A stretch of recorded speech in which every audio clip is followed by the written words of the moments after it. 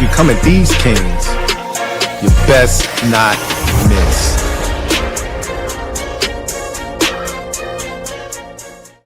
Humble Kings in the building. Shout out to Gabe. What up, everybody, man? Yeah. Y'all, we heading into week 11. Madrid. This was supposed to be JD Thinko. This is supposed to be JD Thinko week. JD Stinko, boy. It was supposed to be fun.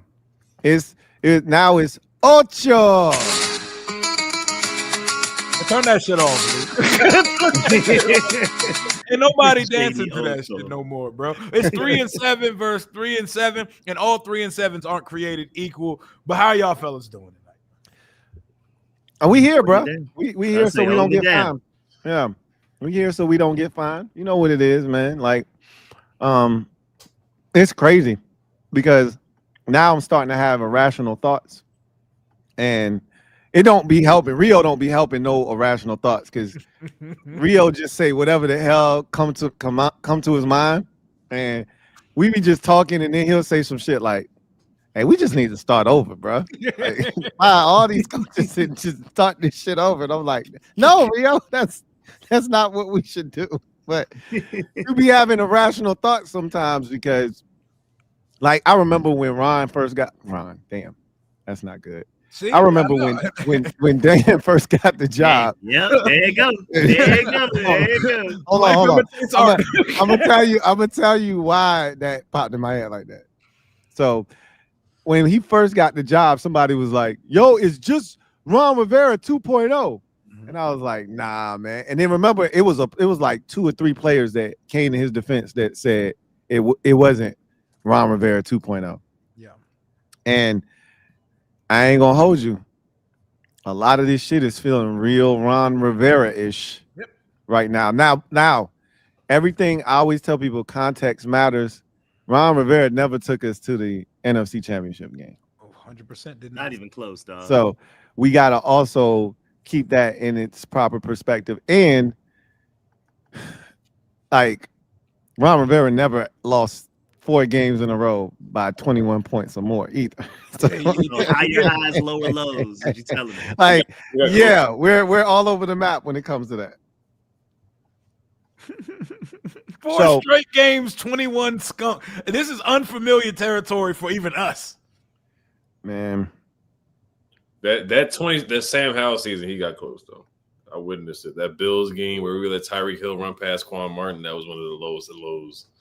Yeah. But that definitely was one of them. The Dolphins game against Tyreek Hill. The one where they was practicing the celebration or whatever. Yeah, that was rough. I mean, I feel like the biggest difference. Now, granted, we were hurt with Ron Rivera, but I feel like we just genuinely were just terrible during the Ron Rivera era. Like this one, it still feels like, hey, you get certain guys back, you can at least compete. You know what I'm saying? I do feel like we need some coaching changes, though. I know we're going to get into that. But, I mean, this is the most hurt burgundy and gold team I've seen in my life, arguably the most hurt team I've ever seen of any NFL team in my lifetime. I've never seen it be this bad to where I mean, you get a new starter to come in, he gets hurt. Traylon Burks, 3 catches, you're next. Like, you know what I'm saying? The injury report is like close enough. You got to go to. Like, and also, like, you're not just hurt across the board on starters. The next guy up gets hurt. So you lose your top 2 edge rushers, and then the third, and then, well, Javonte Jean-Baptiste got hurt before Dorrance Armstrong, but even the third guy is hurt. So now you're having to dig all the way into the 4th and 5th string edge rushers to be your starting ones. I mean, it's just insane. I've never seen this. Rivera didn't have as much of an injury excuse as this team does right now. Right. And it's a similar sense and feeling too, as far as like Ron didn't want to let Jack go for a long time. Oh man, he stayed loyal to Del Rio for a little while. I know we'll get to Joe Whitt, but I feel like he should have just got fired. But there's the similarities, loyal to a fault to older players too, just the loyalty aspect. So there are similarities, but Dan is way better than Ron still. Yeah. Way of course, without question. He would never forget that we could be eliminated from the playoffs. He would absolutely not. Absolutely not. And I think that's why I want to start the show. We can start, since we started on Dan, let's just start there. We'll get to Joe Whitt here in a second. But I was thinking earlier about the current state of the organization and where we are. Yep. And I talked about the 4 straight games of losing by 21 points or more. They've lost 5 straight. We've had conversations about there's a realistic possibility that we don't win another game this season. Like, that's a real thing. Very realistic. I would say people talk about tanking. How about, like, we could try to win as hard as we want and still gonna lose? You don't have to tank. You know, bringing Jayden and Noah, if he's a real person, and Terry back is not like going to change the fact that our defense didn't force a punt last week. Like, the Lions were never really even threatened to have to punt last week. I mean, Kyle Allen led a field goal scoring drive. Kyle Allen. Bro, they were like, receivers were open with like 5 yards of separation in every direction. Nobody on the screen, bro. Like, None. what is going on? Speaking of Noah Brown, Noah Brown's actually eligible to return, I believe, this week, which is crazy. Yeah. Oh, okay. But he's not coming back. We know that. We got old Noah Brown and young Noah Brown. And hey, look at that, man. We got both variations. Man. Hey, we got 1.0 and 2.0. Noah Brown pulling back up like, hey, what we doing? Just trash everywhere. Building on fire. Him and Traylon Burks gonna do the Spider-Man meme when they see each other, bro. Yeah. Oh man, that's got to wait until next week when he comes back, because Traylon didn't make the trip. So that's got to wait until next week. Man, Traylon Burks don't buddy tape them bullshit ass fingers and go play in Spain, man. Hey, Daywalker got to recoup, man. He got to get his shit together, man. He be all right. A vampire, man. The football be garlic. We would be the sorry. We would get the sorry vampire. His fingers hurt. The grass is garlic for that man. He touched the grass and he get hurt every time. Look, that game was so depressing in so many ways, and to see how everything kind of unfolded, it just makes you realize that it doesn't matter what they do. There's a realistic possibility that this can't be fixed this season. And so 3-14 is a real thing. So my question to y'all is, if we lose 12 straight to finish the season, is Dan Quinn's job in jeopardy? So I pulled up some statistics earlier on my show about. I hate that you have to seriously. Bro, this is crazy that we're even having to have this conversation. Yeah. Like it's like it was hard for me to wrap my because when I started thinking about this, I was like, bro, do you realize just a year ago we were the inverse of what we are right now? We were 7-3. Jayden Daniels is in the midst of a NFL Offensive Rookie of the Year campaign. And at that point, we were talking reckless. We was talking about league MVP. To hell with Offensive Rookie of the Year. We go on for MVP. DQ was, we thought, squared, nestled, and comfortably nestled in that NFL Head Coach of the Year discussion at that point. AP could do no wrong. Cliff was going to get a job after the season was over because he was killing it. And this thing was like the city was on fire. All was great in Commander's Land. And you fast forward to present day, we're 3-7. You know, we just relieved our defensive coordinator of his play calling duties.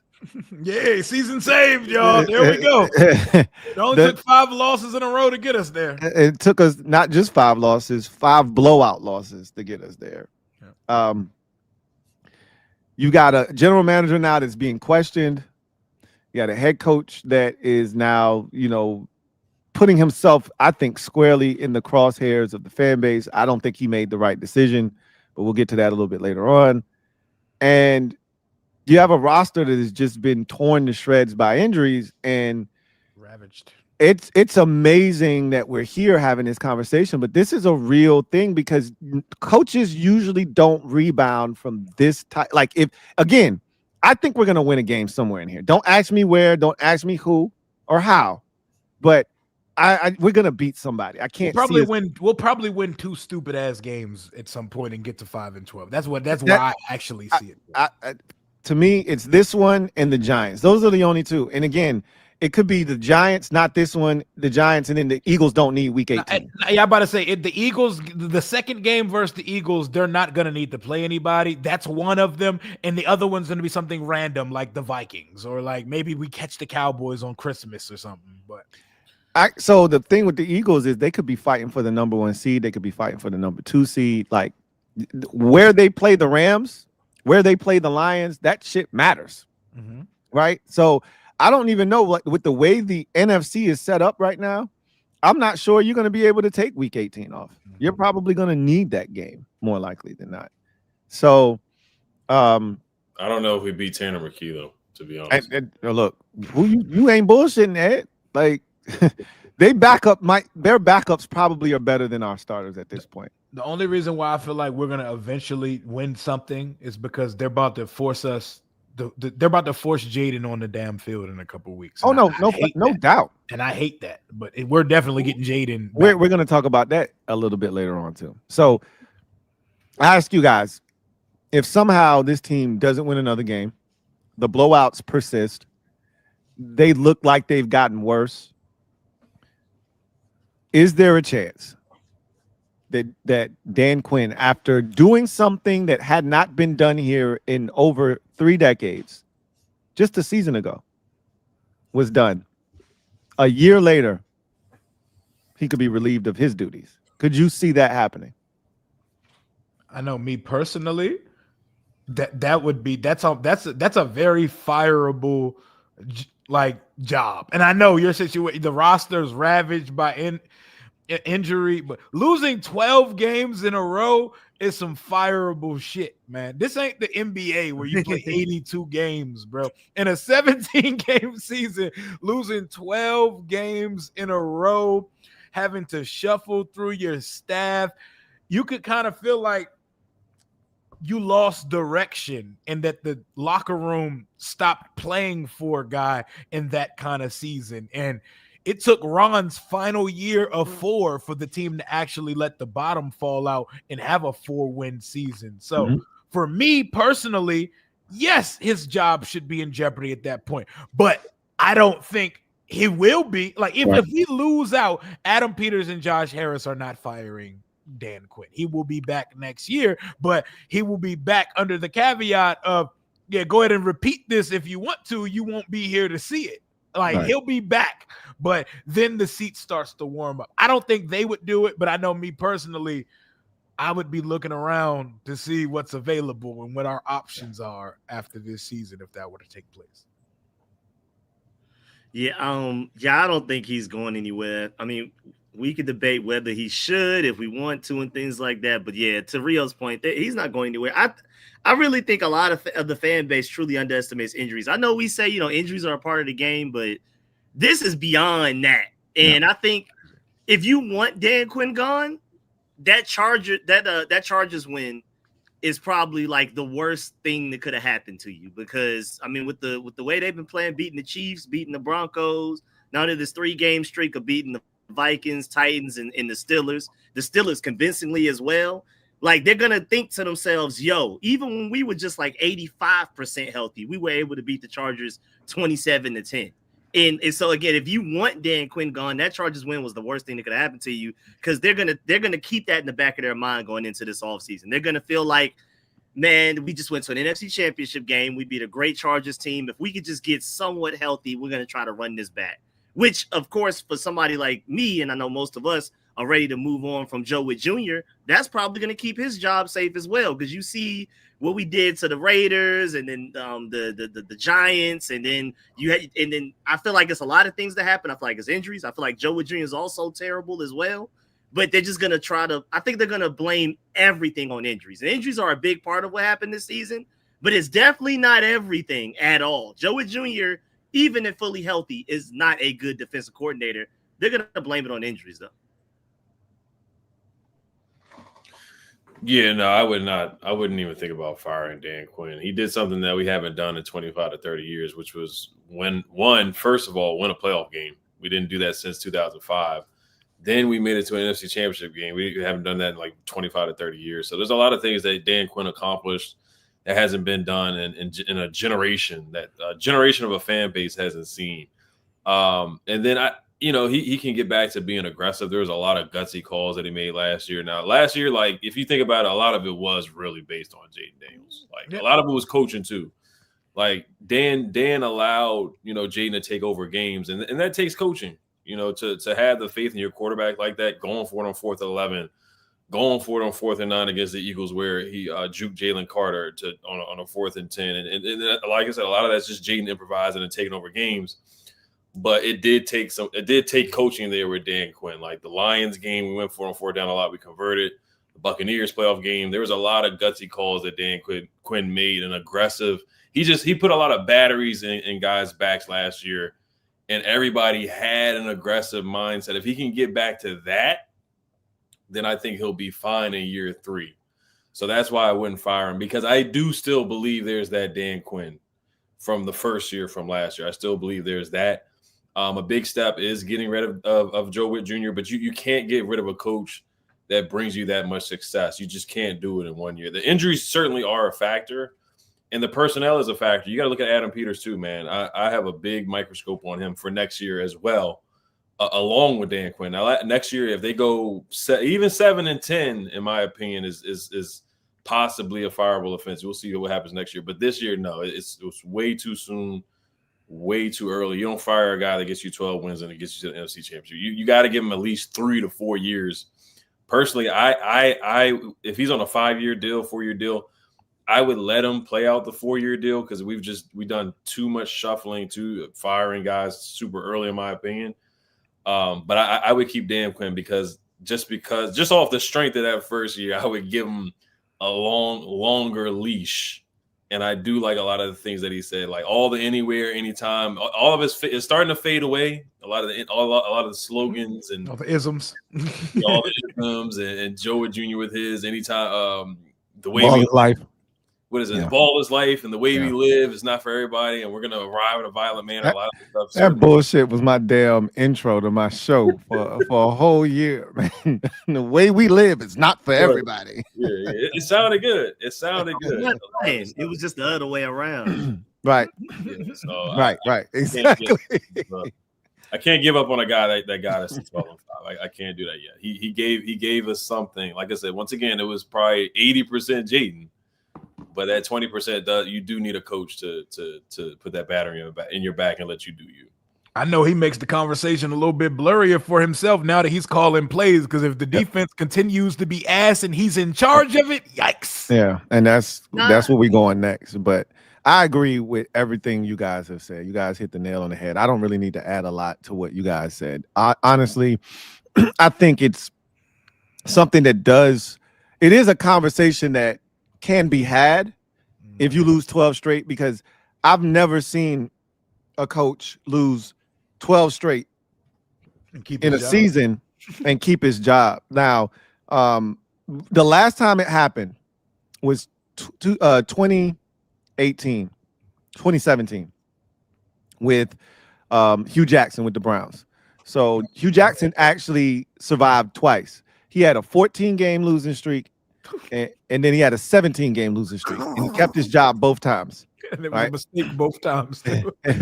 So remember, he was the coach of the Browns when they went winless, right, in 2017.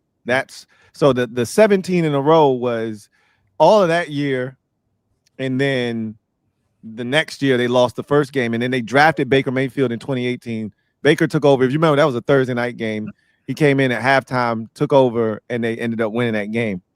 So that stopped the losing streak. But I've seen coaches have, 10, 12, 13, 14 game losing streaks. They all get fired.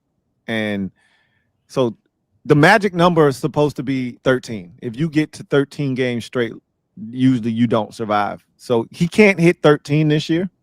The max is 12, obviously. That's so much losing in succession. It is. And again, I'm gonna be more mad if the streak somehow ends up getting broken somewhere in the middle for no reason, just for us to move back 3 spots in draft. And then draft. You're not wrong. I'm gonna fire more if we win. Hey, you're picking 12. I mean, oh man, like we all know we're not gonna end up with the second pick. Like in an ideal world, we'd be super competitive, but end up with the second pick in the draft because the Titans aren't winning very many more games. Like, I wouldn't be shocked if they don't win any more games. We'll see what they look like now that they fired their coach, but I don't think they're going to be any better than they were with him as the head coach. But if you could get the number 2, because in my mind, all I'm thinking about is trading back and picking up more capital. Exactly. With all the capital that we lost, and granted, Laramie Tunsil looks great. Looks like he's worth it. I don't regret that trade at all. I don't regret it. Not at all. Yeah. But yeah, if you could trade back from that first round pick, the second, to somewhere in the teens where you'll naturally end up picking from if you win a couple of games, that would be phenomenal for our draft going in.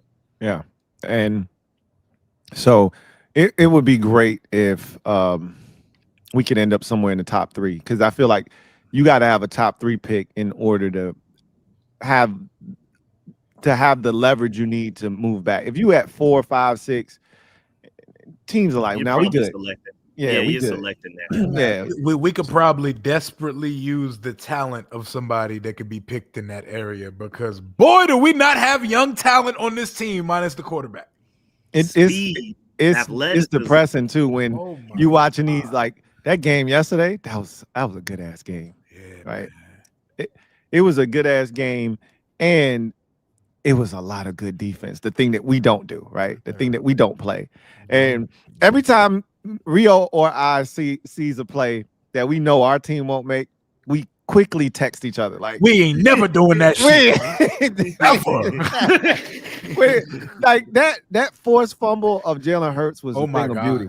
It was a thing of beauty, and it's something that we would never do. And I was looking at Keyshawn Nixon running. Like, do we got a player on the team that can run like that? Yeah, he was flying, bro. I'm gonna tell you, what's crazy with Keyshawn Nixon is he was a special teams player. Yep. When he first came in the league, he was a kick returner. I want to say he was a Pro Bowler as a kick returner, and then he kind of just kept working, worked his way to being a corner. And like, I don't think he was drafted, bro. I don't think either one of their corners were draft picks. I could be wrong about Valentine, excuse me. But I think both of those dudes, if Valentine was a draft pick, it had to be a day 3 guy. Like the safety Williams, again, I'm not sure if he was a draft pick. Like their dudes got it out the mud on the back end. And then I know you saw their linebackers last night. I mean, we saw it up close and personal in week 2. They defense flies, bro.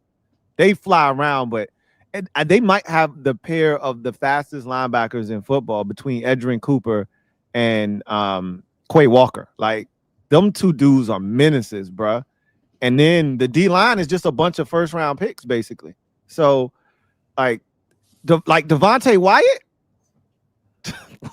Devontae Wyatt is a problem, bro. Like, I know Rico know. Like, that's a dog right there. And when I literally mean that in every sense of the word. Like, I remember when he came out and he had like some kind of off the field issue people were trying to nitpick at. I was like, yo, I'll take Devontae Wyatt. If y'all don't want him, I'll take him. You need some of that, man. I'm gonna keep saying that shit. We need some of that shit around these parts, man. Yo, I look at DQ, and there's no way he's getting fired, even if we lose 12 straight. Not a chance. There's no way he's getting fired. But the conversation is allowed to take place, and that's crazy. That's it shows you where we are right now. So, and how quick things can change. How quick my God, turn around, bro. Great point, Rico. Life comes at you so fast in this league. Your title window could close the second that shit opened up.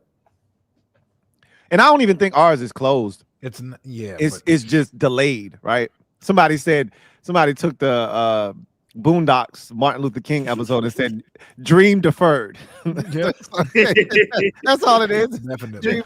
Dream deferred. Dream deferred. So that's where we at right now, man. So now we got to talk about Joe Whitt Jr. having his play calling duty stripped from him, which was a long time coming.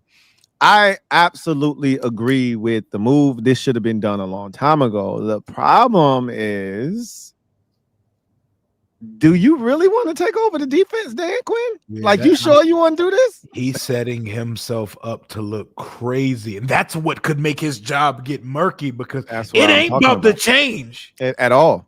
You just lost. You didn't get better defensively. You just got worse by losing Trey Amos. DeMarcus Walker. I advocated for DeMarcus Walker back in week 4 when we lost Javonte John Baptiste. They ain't want to listen to me. Now they want to sign DeMarcus Walker to the practice squad. He's on the flight. The savior. You're damn right he's on the flight. He should have been on the team a month ago. And, it was crazy. So this was another conversation we had. We go on sidebar. We'll put a pin in the Joe Whitt Jr. conversation because I got to ask this while it's still on my mind. Does anybody know if Ja'Cory Brooks is hurt? Is he hurt? They hate him. I know. They just do not like. They do. There are 2 people that I'm convinced they have not this ounce. Can I guess? Can I guess the other one? Who? K. Madrano. That's like this, man. We like this. They have not a single ounce of belief in Ja'Cory Brooks and K. Madrano to not be able to play on this team and on that unit. They think you are ass. They have no desire to see you on the field at this point. That's my biggest pet peeve right now with this entire team, with how everything's going, bro. Why is K. Madrano inactive going into games? And this gonna be the most telling week right here, because Ale Cajo. With Ale Cajo going down, if he can't be active this week, the man will never be active. We playing practice squad musical chairs from the receiver position every week, and Ja'Cory Brooks can't suit up on Sunday. They have no interest in seeing that man on the football field, bro. And even to the point of Ale Cajo, they keep throwing him out there on special teams. He's working his tail off. I mean, granted, he keeps getting hurt from working his tail off, but can he get some snaps on defense as well? He be trying to decapitate himself every week, bro. Yeah, I was there when he did it against the Falcons in person. That looked crazy, bro. And he be trying to get up. I'm like, yo, stay down. He be drunk as hell. Stay down, bro. Stay down. Somebody told me that they can't play. They don't think those guys can play. It feels like they don't think they can play, and that's another. How much worse can it get? And that's another indictment, because Kane Madrano was a draft pick. I told him stop. He got to stop. He got to stop drafting his UCLA and bringing his UCLA buddies on board. That felt like a UCLA type of move. We only have 5 picks this year. You can't waste it on someone just because he went to UCLA, and then the one that you bring up on active rosters, the undrafted one. What are we doing? Yeah, facts. I couldn't agree with you more, bro. You can't be wasting our shit like that. And it's frustrating. How much worse can it be is my question, though. I don't care how bad K. Madrano is. The Lions went touchdown, touchdown, touchdown. Mm-hmm. Field goal, touchdown, field goal, touchdown, field goal in the game, bro. How much worse can Kane Madrano make that? You know what I'm saying? And if anything, worst case scenario, at least my whole philosophy with playing the younger guys like Vincent at the tight end, Jordan McGee at linebacker, Ale Cajo, Ja'Cory Brooks a receiver, and things like that. They're gonna make mistakes, but at least they're growing towards making plays while making mistakes. And eventually, over time, they'll make more plays.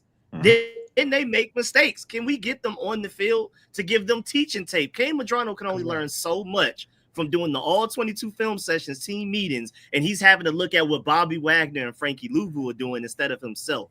He will develop at such a faster pace if he's the one out there that he can put tape of himself to watch on all 22. So can we please get all of the young guys out there? Again, how much worse can it be when we're historically terrible at defense right now? Let Kane go out there and be lost with Jordan McGee, man. Just why not at this point? Yeah. Literally, I wasn't even mad at that Jordan McGee allowed touchdown. I was just happy he was on the field. Thank you. Same. So he won't make that mistake in 2026. Let's go ahead and make that now, please. And I can answer why they won't do it, because DQ is fighting for his life, bro. That man is fighting for his life. Like, you can tell he don't have the answers. When you see him at the press conference after the game, he is befuddled. Because the answer. This is a rhetorical season. There are no answers to this shit. Mm-hmm. And so, go ahead.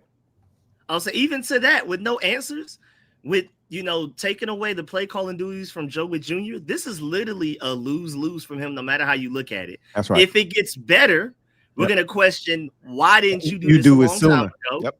If it's the same, it's like, well, what changed? And don't let it get worse. Like, you know what I'm saying?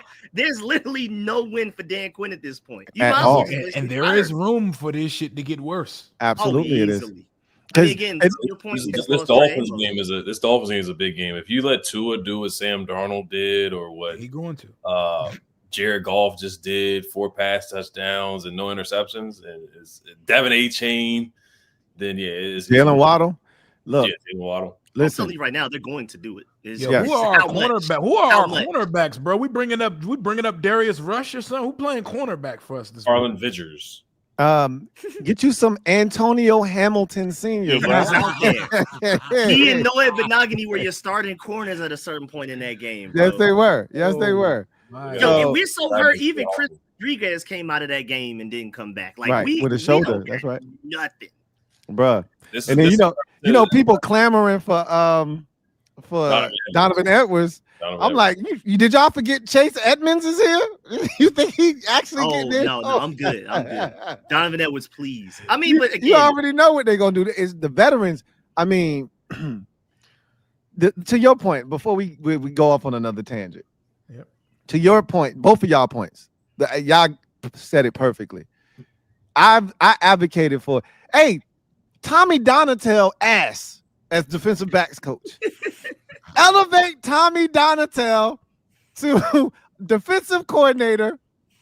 Put Joe Whitt Jr. where he's supposed to go. I'm not an advocate for getting rid of Joe Whitt Jr. Like, he served. DQ already said, why you serve up the white boy? Why couldn't you do Jason Simmons or somebody?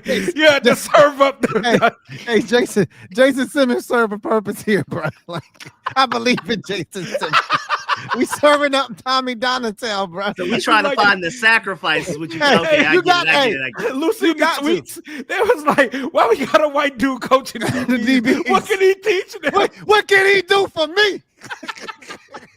What can he do for my DB? Now, I'm really mad at him because he couldn't even get Asante Samuel Jr. onto our practice squad. Like, what? Yo, what is he doing?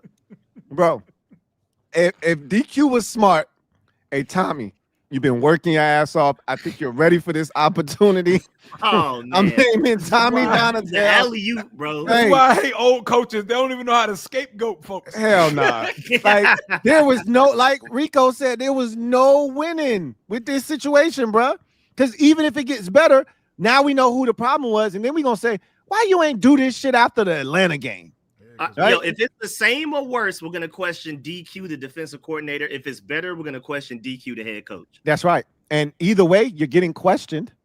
And again, you don't win in this situation. And if you're not better, if this defense isn't better, and you're supposed to be a defensive coordinator or wizard defensively, why the hell you here then, bro? That's what people are going to start saying. They're going to start connecting dots that maybe not need to be connected, but this is where we at right now. It ain't getting better too. Edge 1, 2, and 3 out. Cornerback 1 and 2 out. Safety 1 out, bro. Any given play at max, we have 4 or 5 defensive starters on the field, bro. It's off the street. They pulling players off the street, bro. That's a bad time to sign up to be the head of this group. Nah, I don't know what the hell he was thinking. He wasn't. Because again, hey, Tommy, I think you ready, bro. Step up to the plate.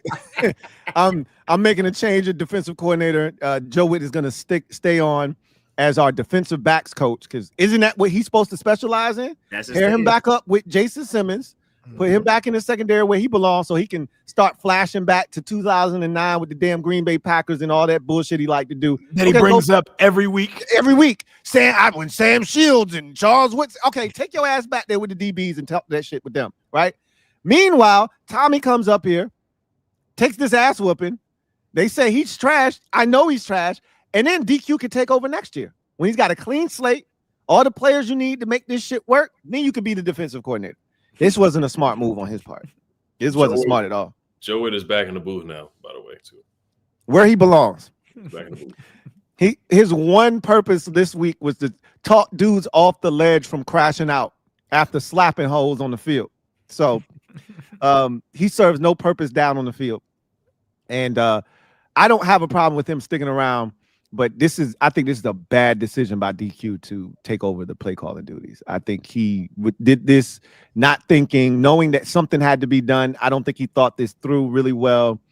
And I think he made a mistake. And this could backfire. And this is, like Rio said, this bleeds right into the conversation we started the show off with. Could he find himself in a position where he's not back? You throw a 12-game losing streak on the grill, and then you top that shit with bad defensive performances that got worse with you as the defensive play caller. That's a nasty two-leg parlay right there, man. I'm just saying. I'm just saying.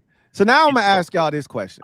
I just wanted to say to your point of things not being thought through. We can't just quickly skip past the part that Joe Whitt Jr. in the box the whole time.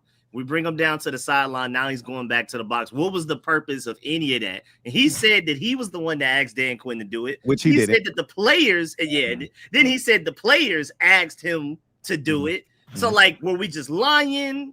Yep. Was there no purpose? Like, what was the point of him coming down to the sideline for one game? Because if the players did ask for that, you going back up to the booth is just completely defying their request. Like, there's just no win in that situation either. What was the purpose of that? Yeah, he was lying. He was just joshing, right? Like, and this how I know that was some bullshit, because if he truly had asked if the players had asked him to do that, and he had asked DQ in turn to come down, DQ would have said that when he made the decision, right? When DQ first told us, he would have said, Joe actually asked me to come down to the field. That's not how DQ phrased that. DQ basically said, he's coming down to the, field. We feel like it's the best decision for us right now. That was him being defensive, trying, because he started off the press conference. They didn't even ask him a question yet. He sat down and he said, okay, this was my decision. Okay. The players asked me to come down. They wanted my energy down on the sideline. Like, come on, bro. He was tight. It's like, come on, bro. Like, we know the truth here. All right.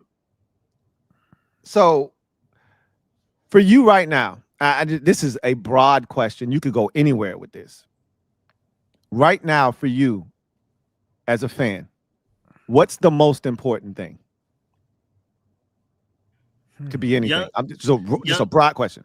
Play the young talent as much as possible, please. Let's experiment. Let's just try stuff. I mean, even to your point, even if you're setting up Donatel, whatever his name is, for failure or whatever, what if he does turn out to somehow be a bad DB's coach but a good defensive coordinator? You just try anything, even outside of just the young players. Anybody that has an idea, let's run it. I don't care what the idea is. If somebody in a team meeting raised their hands, let's try it. At least for a game. Like, you know what I'm saying? But especially the young talent, to my point earlier, man, I don't want to get into 2026 with question marks. I want to know by the end of the season, we are just about a little over halfway through. There's plenty of time.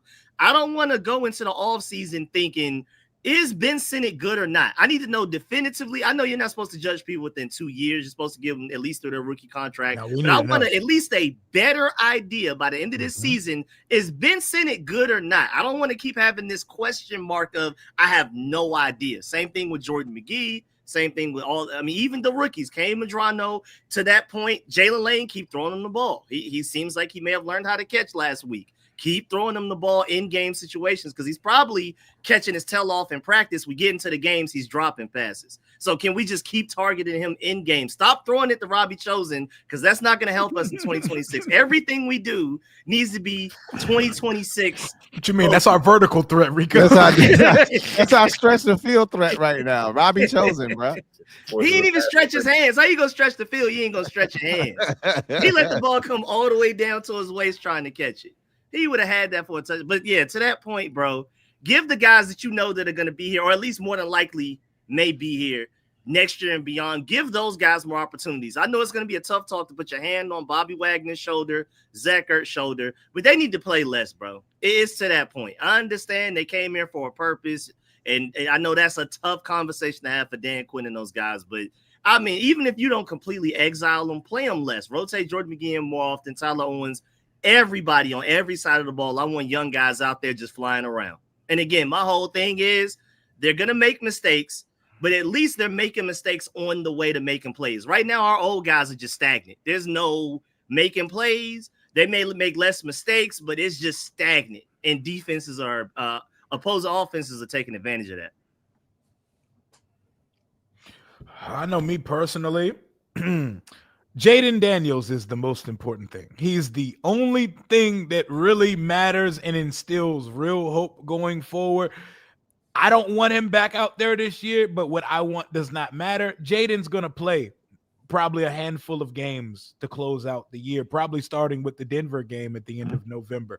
The most important thing for me is to get him unscathed through the rest of the season. And it would be nice to see him, even with scraps and bullshit that he's throwing it to and handing off to, it would be nice to see closer to who he actually is to close out the year, since they're forcing us to watch him in December. So Jayden being unscathed through the rest of the season is the most important thing for me. Absolutely. We finna lose, man. We're finna keep losing. So I mean, it ain't about wins or losses. Now, I totally agree with you. That is my most important thing is the health of Terry McLaurin and Jayden Daniels. Like, I don't need them going into the offseason needing to rehab anything. Right. I just need them to be able to get better, right? And be ready for the upcoming season after this year. And you say that. And none of us want to see him back. You know, well, I shouldn't say none of us.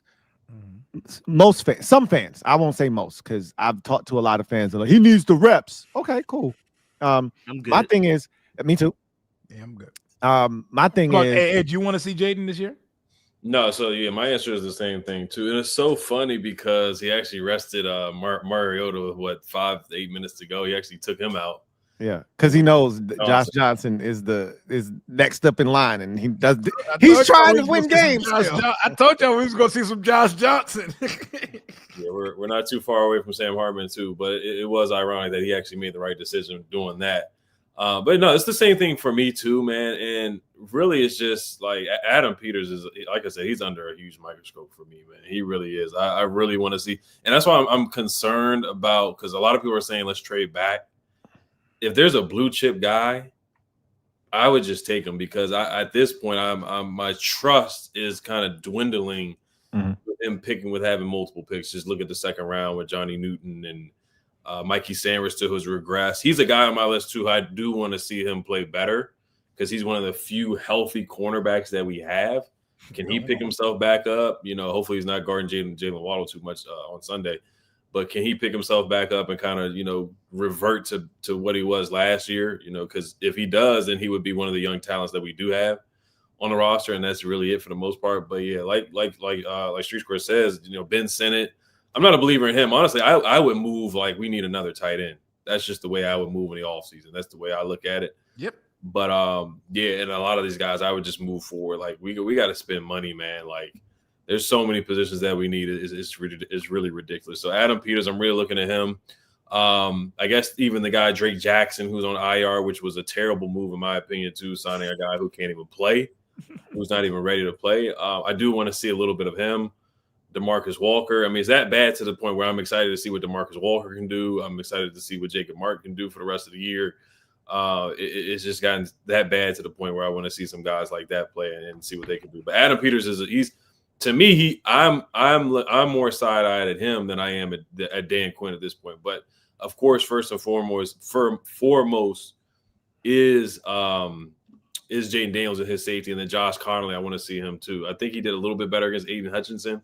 He did, but he had arguably his best game against him. Actually, yeah, he had a better game. So I want to see him too. Like, what does he do for the rest of the year? And, right, yeah, and how does he play? So that's a guy I'm keeping my eye on. But Aiden, first and foremost, is him being healthy is the most important part. And even if he doesn't play like Jayden from last year, like my opinion is not going to change on him for the rest of the year. Like, I don't know if we talked about Kurt Warner last week. I think the whole Kurt Warner thing came up after we streamed on Tuesday last week. Mm-hmm. And I think Kurt Warner, he said some things that were true, but at the same time, I think it was a little. Of course, he picked the worst game of the season against the Seahawks to do a film review. He didn't do a film review against the Chargers. But like I said, however Jayden plays for the rest of the year, it's really not going to phase my opinion on him because he has a knee injury, a hamstring injury, and a dislocated elbow. So I still whatever way he comes out the rest of the season, I still feel like he's the best quarterback from that class. But of course, we want to see him get back to that guy. Hey, man, that Drake May stuff is annoying because I gotta find the stat. I saw somewhere, but this was 2 weeks ago. That like he has yet to win a game where he's thrown the ball for more than it was like a certain amount of passes. It was like 20 something. Like he's a great guy. He's probably quarterback too, but he's not Jayden. He doesn't have to carry that team. He looks great. He has the big arm. You know, people automatically associate big arm, amazing high level throws with carrying a team automatically. He's not carrying that team. He's a great passenger. He's doing his thing, but he's not Jayden. And also, to my last point, my main thing is to finish this season out. I want to use our time wisely to where we have no regrets going into 2026. We're playing all of the younger guys and everything like that. I want to go into 2026 feeling, thank goodness we did that in 2025. Once we recognized the season was over, thank goodness we played this guy more. We tried this, we tried that, so that we go into 2026 with a better idea of what we should and should not do moving forward everywhere on this team. And another thing, so Dan Quinn too. So the whole fireable thing, which I wouldn't fire him anyway, but the clock management has been bad. Why are we calling a timeout and the Jahmyr Gibbs is wide open for a touchdown? You waste the timeout there. Then the extra point we line we up. Got a delay a game. Yeah, so I ain't never seen that before. I think that's brand new right there. So things like that, even though I'm still team Dan Quinn, I'm still a huge fan of Dan Quinn and what he's done so far, other than this year. Things like that, you know, and then the Seahawks game, what we call we had one timeout left with 8 minutes to go in the fourth quarter or something ridiculous. Either we blow timeouts to start a half every game. Yeah, so it's stuff like that. The timeouts is inexcusable to me. The timeouts, how you handle the 2 minute warning, that's been bad so far. They've had even the Giants. You go back to the Giants game, the way they mismanaged the 2 minute warning where we didn't get any points. You can do stuff like that against bad teams, but when you play the Chiefs, the Lions, the Packers, and the teams we've gotten belted by, you can't do stuff like that. So the time management has been bad by Dan Quinn. I do want to see how he handles that in the timeouts for the rest of the year. So that will be a huge evaluation for me. With Jayden, I was going to say we can talk all the shit we want, but we don't want him out there, but we do want to see him. Like, he gives us purpose. Like, there's no reason to watch these games. Like, seriously, like they just took Trey Amos from us. So you're not excited about any of the defensive guys that are out there now. There isn't a single guy on offense right now that really gets you excited. I mean, I want to see Jalen Lane, but I wanted to see Amos bounce back too because he's been getting this shit cooked out there the last couple of weeks too. Yeah, but he been hurt. Like his shit was all wrecked in the Seahawks game. He might have been banged up before that, but we know for a fact every game he was getting hurt and leaving. I mean, he started getting banged up and hurt like week 2. I think he left that game, came back. Ever since he got run over by Jordan Love, you know, he was always dealing with something. But that Seahawks game, we knew he was effed up. Like that hip injury had him looking crazy. Oh my! He put his ass in the blender. After he got put in the blender, bro, he was cooked. He literally looked like the Michael Davis, them low lights of him attempting to tackle Malik Neighbors, like where he couldn't shift his body and he like stood upright. Yeah. It looked like that. You could see that hip injury was killing him. Yeah, he was that shit did something to him. So last thing I'll say, I do want to see some life from Bill. I want to see one more Bill positive game. Give me at least 2 of those for the last 8 games of the year. Just give me 2. I still got hopium for Bill. I haven't given up on him. I think he has a chance, but I knew they were going to do what they did, starting Chris Rodriguez. They made him a captain. And so that's, we on a streak now. That's a month straight of, if you a captain, look out. The captain has gotten hurt and has not finished the game. I think it's a month straight. It might be 5 weeks because I get re upset about this captainship every time we talk about it. Hey, every week the captain, and this past week I think it was both because Duran was a captain and he stole on. I'm about to say my dog did a pregame speech about straining. He strained for a quarter. hey, now, but so we got the visual proof that he Free did pain. in fact, yes, free pain. He did in fact retaliate, and he was not the aggressor. Payne. I need to see Newton young ass show me something. Man, keep Payne, bro. You don't want to see Johnny out there. I was just about to say that's one of the very few young guys where it's like, Lord, pick the 36th pick for what? We missed, bruh. Just we missed. It is something about Johnny Newton that I just feel a little less hopeful compared to like Jordan McGee. Like I'm like, okay, Jordan McGee, Tyler Owens, if they fix this and that, it's something about Johnny Newton. That Johnny I don't know what to tell is you, a smaller, less impactful Jonathan Allen. That's what Jonathan was small, but he knew how to find a way to use his leverage and. So what you telling me? So what you telling me? He's Fedarian Mathis with good PR. No, because Fedarian was like 325. But impact wise, he's Fedarian Mathis. A little bit better than that. God damn, okay, we cannot draft second round picks, boy. Let me tell you this. I'm saying this with my entire chest, bruh. What was the dude from Virginia Tech we drafted in like the 5th round? Tim Settle. He's better. Tim Settle is better than Johnny Newton, bro. Yeah. Oh yeah.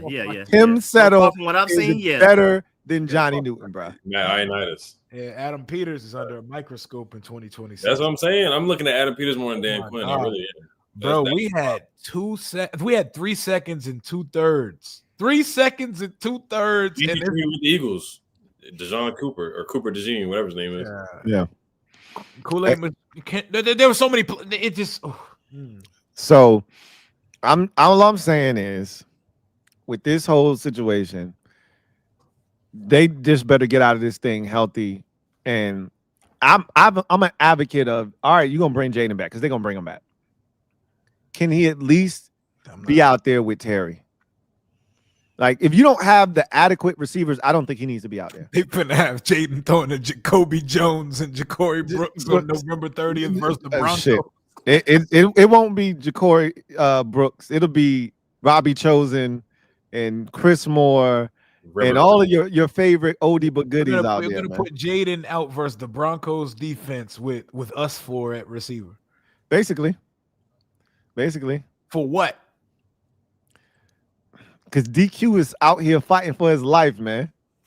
That man, DQ, I'm telling you, this man, the moves they made today is further proof that everything that Rico said is not coming to fruition, right?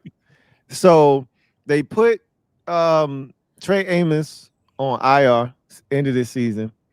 They signed Robbie Chosen, and who was the other guy? Let me see if I can find the joint. Did sign River Craycraft to the practice. He's to the practice squad though. They signed 2 dudes. Jacoby Jones and Robbie Chosen are coming off the practice squad. Yeah, and becoming active members of the 53-man roster. Yeah. So, like, this shit is wild to me, bro. Yeah. This shit is crazy. So Trey Amos is on the injured reserve list. Robbie Chosen and Jacoby Jones from the practice squad. That's why I know they don't think that Jacoby or Ja'Cory Brooks was running with the ones all summer. Yep. And all summer. That's not good enough to play on Sundays. Then the Robbie Chosen thing, like, Rico said he's not a part of the solution. He's not here next year. Nope. Neither is Chris Moore. Why do you have 230-somethings out here running around catching passes for? Like Jacoby Jones, empty, like Rio said last week, empty the practice squad clip, bruh. Empty that hoe. Hey, like, what are we doing? That's DQ. That's DQ for you, man. I'm telling you, he's fighting for his life. Is he fighting? He is. Robbie Chosen is his way of fighting, bruh. That's why you're not gonna see Ben Sinnott get more reps. It's gonna be Zach Ertz. He's fighting, bro. That's why Bobby Wagner ain't sitting down or taking less reps. He fighting, bro.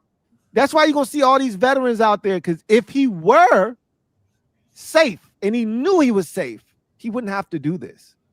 Zach Ertz had a good game against the Lions, and I was still mad to see him out there. I know. Like, what am I like? Yo, Ben Sinnott caught a touchdown. I was like, yes, yes. We ain't never gonna see him again, but yes, let's go. This is what I want to see more of. I want to see him run an inline route. I want to see him run up the seam. You know that stupid ass screen we threw to John Bates? Run it to him. Like, yeah. I was so excited, but I said he can only catch touchdown passes from Marcus Mariota. Jayden don't be checking for that man at all, whatsoever. Really disappointed with what has transpired, and then now you're even more disappointed because we've come to the realization of where we are. And I talked about this last week when it came to us not doing anything at the trade deadline. Man, they have to live in their truth. They have to recognize this is who we are, this is where we are, and this is what we need to do moving forward. And DQ's not there. And I don't know if he'll ever get there this season. The fact that he wants to bring back Jayden and will bring him back after the bye. You know, I told y'all we at that point now as fans where every little thing pisses us off. Yep. So at his press conference, they asked him about, is there a chance that, after this Lions loss, that you would consider just shutting Jayden down for the season? He's like, no, I still haven't really given that much thought. We're going to reassess him over the bye week and then figure out what we're going to do. Then he said, man, he heals fast. And I looked at him like, nah, that shit don't even hit land right now, man.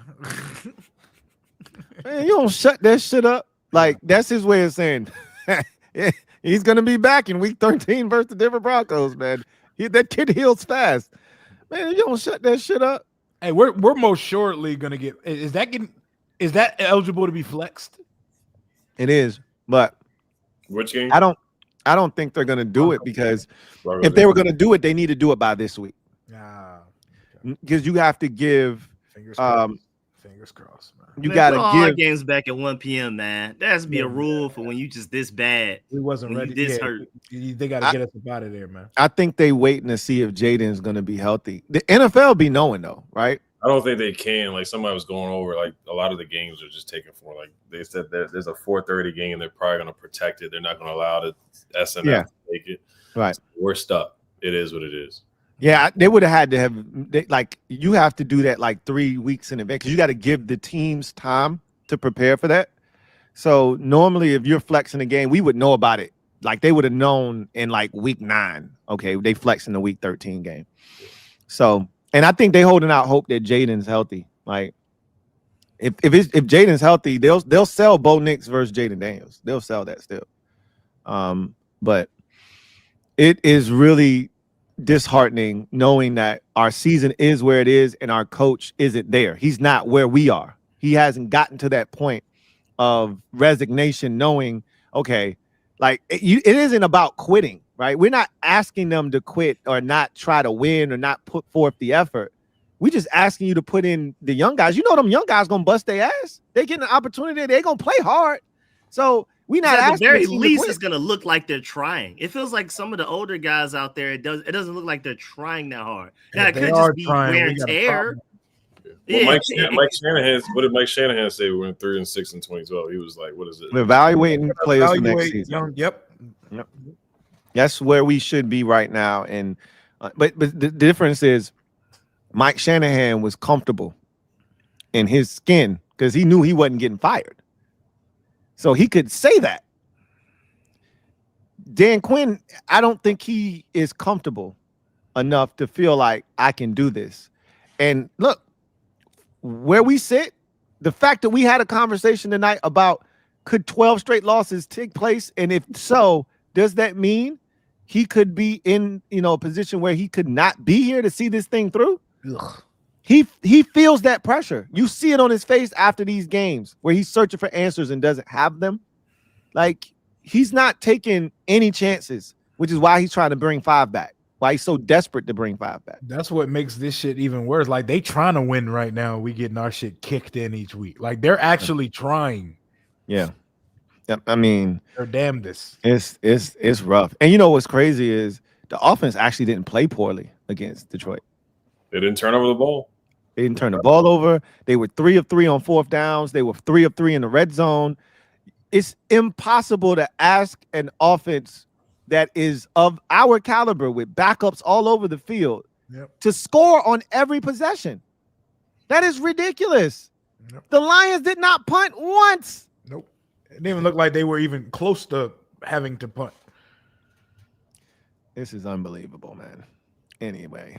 Khalif Raymond was wide open like 4 times. And we made Khalif Raymond look like he was jealous or something. He was getting active. Oh, he looked like Jamar Chase versus us, bro. Bro, that shit was crazy the way he was wide open and kicking our ass. Like, the only thing that stopped him was him doing a celebration into an injury. That was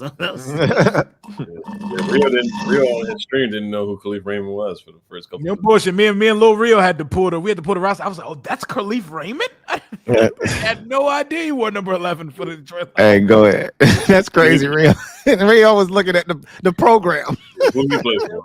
I said, young, pull the roster up, man. Hey, who is this dog? who is this Why is he dogging us like this? That's like that. That's like the Anthony Edwards game versus the Lakers when he was getting done in by Jake LaRavia. And the guy in the stand was like, "Who is number 12?" I don't know. Anthony Edwards was like, "That's what I'm saying."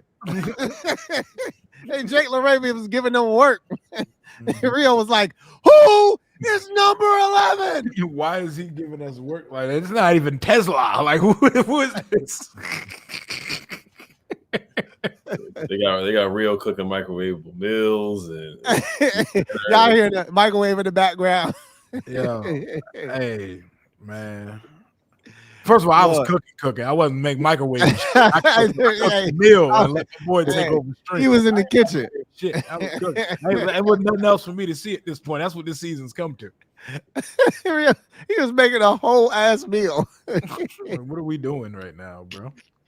Oh man! I mean, that was a better use of his time than watching that game. I salute you for actually exercising your free will. You know what I'm saying? More power to you, dog. Hell yeah! Stream talk about everything but the game. I know y'all had to be. It was like, Rio, you saw the Michael Jackson movie trailer? Hey, Rio, wait, hey, little Rio, how about the Ghost of Yote? Like, everything, but stupid ass game.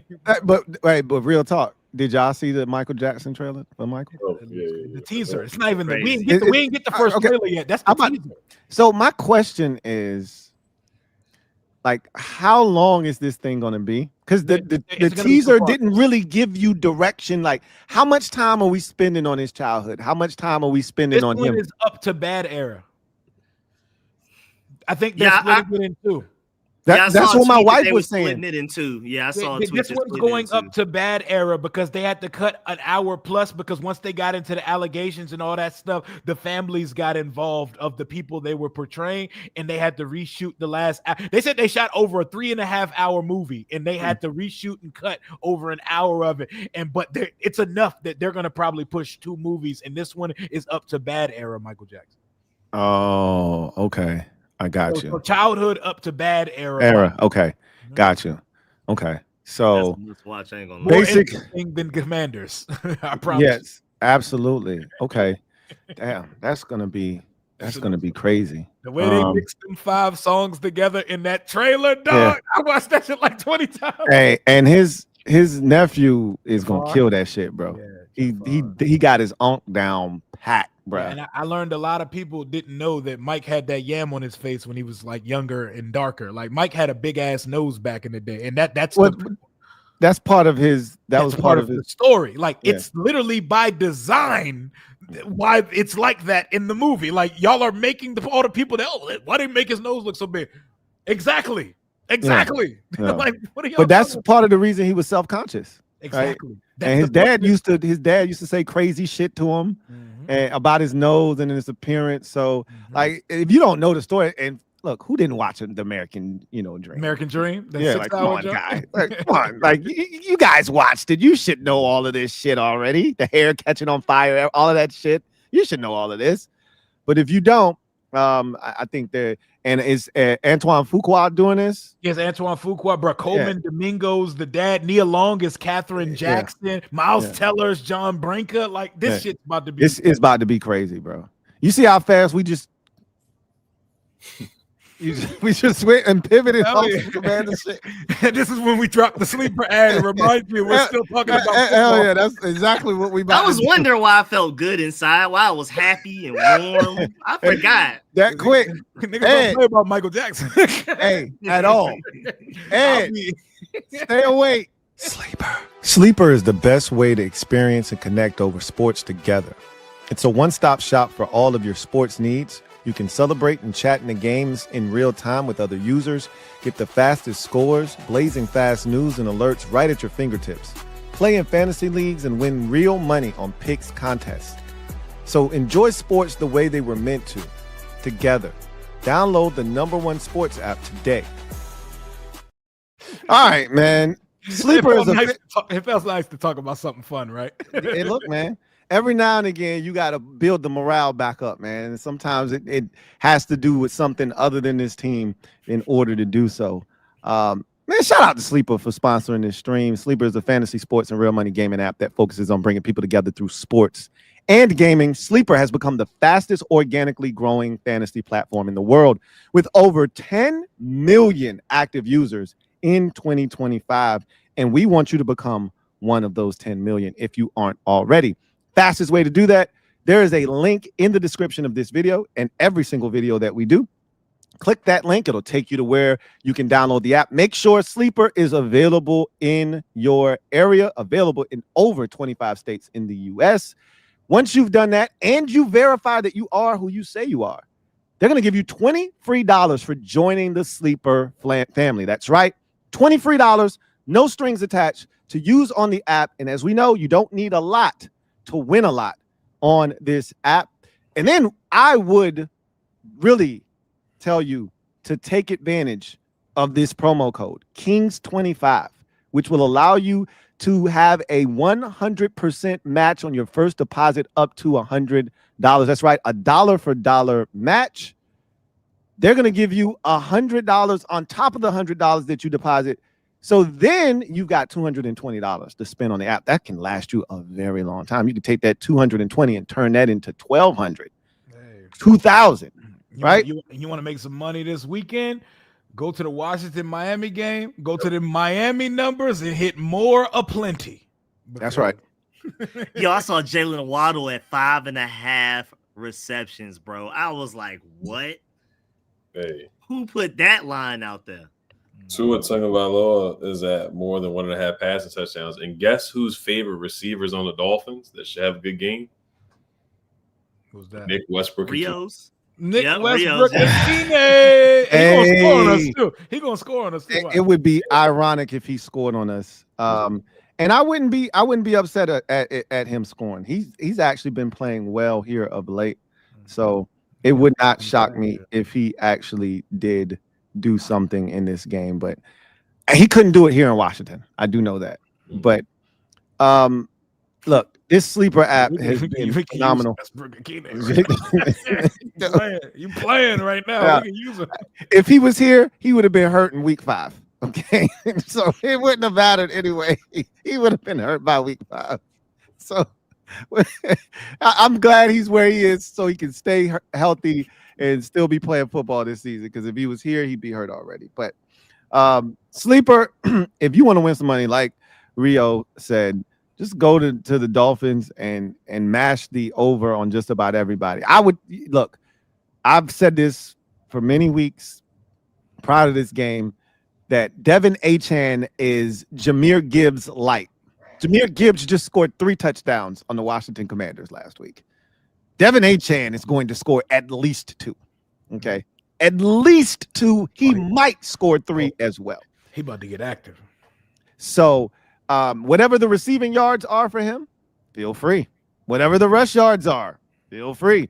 They have a longest run pick that you can make. Take the over on that, right? More. He's take the more. That's right. He's going to score a touchdown. His touchdown multiplier isn't very lucrative because he scores almost every week. Click 2 touchdowns. You push it up to 2. Trust me, it gets pretty good for you. I would advise you to do that on the app this week. Tua Tagovailoa, take the 1.5. The more on that, on the passing touchdowns. He's going to throw at least 2 touchdowns in this game. And you probably could get away with him on the no interceptions. We don't force turnovers here in Washington. That's another gimme. And no, we're trying to throw interceptions. Yeah. You know what? I think I'm going to actually play that this week my damn self. No interceptions for Tua Tagovailoa. I got to be smart about how I'm trying to make money off because who finna catch one? Quan Martin. Oh, that was funny, right? That was a good joke. That was a very good. Oh man, imagine that Quan Martin without separated shoulders catching an interception. Oh no, that's not happening. No. As our former defensive coordinator used to say, tips and overthrows. Tua's good for at least an overthrow. So hey, you never know. Hitting on another team to make mistakes like that, like going into the week, is insane. Like you prepare through practice, tips and overthrows. Tips and overthrows, guys. That's insane. You know, watching the game last night, I was so envious because I'm watching guys jump routes. Oh my gosh, they're jumping these shits all over the field. They're sticking their foot in the ground, like both sides. The Packers, Keyshawn Nixon, right? There's a route where he's beaten by the tight end Dallas Goedert across the middle of the field. Recovery speed. And he turns on this extra gear. And it's not a bad throw. You know, normally when you're beat, you need a bad throw slightly behind. This is a good football from Jalen Hurts. He turns on the boosters, right? Accelerates through the football and dives and he didn't try to knock it away. He tried to pick it off. I was like, felt like Doug Funny seeing Patty Mayonnaise. Like, this shit right here is what it's supposed to look like. They got Carrington Ballantyne going like this on a 3rd down because he jumped the shit out of a route, and Hurts had to throw the bitch out of bounds because if it was actually where it was supposed to be, he was going the other way with it. And I'm like, when's the last time you saw a commander do that? It's been a minute, man. Somebody said Kendall Fuller. I was like, damn. Kendall Fuller against the Houston Texans about 2020, 2021. I was like, oh my God, you're not wrong. That's terrible. My God. Oh no. So, hey, if you want to win some money this week, Sleepers got you covered. Use the promo code KINGS25 to get you 100% match on your first deposit up to $100. Trust us, you won't be sorry. Here's an opportunity to turn every day into payday. Big shout out to Sleeper for sponsoring this stream.